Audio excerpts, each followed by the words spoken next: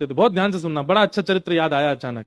तो गोविंद देव जी में मंदिर में खेलने जाते थे, तो उनको ऐसा लगता था कि गोस्वामियों के 3 बालक हैं, 2 तो मेरे साथ खेलते हैं और एक सज धज के मंदिर में खड़ा रहता है। गोविंद देव जी बोले ये वाला जो बालक है जो मंदिर में बैठा है ना, ये शायद गुसाई जी को बहुत ज्यादा अच्छा लगता है, इसलिए देखो रोज इसको कभी लाल पीतांबरी, कभी पीली पीतांबरी, सोने के आभूषण, हाथों में कड़ूले, पाम में पाजे, मोर मुकुट, कानों में कुंडल, और ऐसा तिलक विलक लगा के इतना सुंदर करके तैयार करके उस बालक को तो सिंहासन पर बैठा के रखते हैं, और ये 2 थोड़े कम प्रिय हैं, ये 2 मेरे साथ खेलते हैं। कैसा उनका सहज बाल स्वभाव।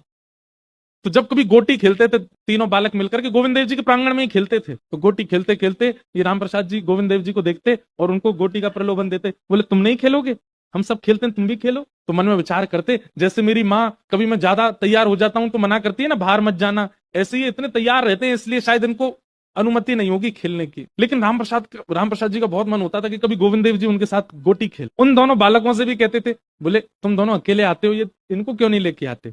तो वो दोनों हंस जाते, वो भी बालक, वो क्या जाने, बोले ये नहीं आते, ये यहीं रहते हैं। लेकिन एक बात है ना कि जिसका चित्त बहुत सहज है, जो बहुत भोंदू है, जो बहुत सरल है, ठाकुर जी को बहुत प्रिय लग जाता है। वो राम प्रसाद जी का ये बाल स्वभाव कि ठाकुर जी मेरे संग गोटी क्यों नहीं खेलते, ये गुसाई जी का बड़ा बेटा है, प्यारा बेटा, ये मेरे साथ क्यों नहीं खेलता।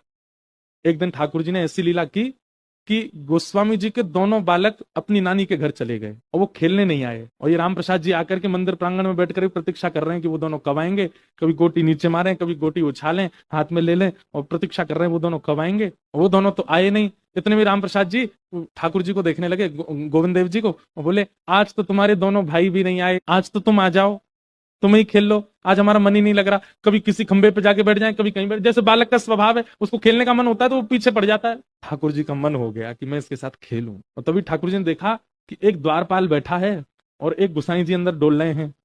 तो द्वारपाल को तो अचानक इतनी जोर की लघु शंका आई कि वो उठ के भाग गया, और गुसाई जी को बहुत जोर की भूख लगी आई तो वो भी चले गए प्रसाद पाने। दोनों जैसे ही गए, इतने में ही गोविंद देव जी अचल से सचल हो गए, और दोनों हाथ सीधे करके फेंटा बांध करके अपनी सोने की गोटियां उठा करके और फेंटा में लेकर के और हाथ में लकुट लेकर के आ गए प्रांगण में, और प्रांगण में आकर के बोले चल अब खेल मेरे साथ।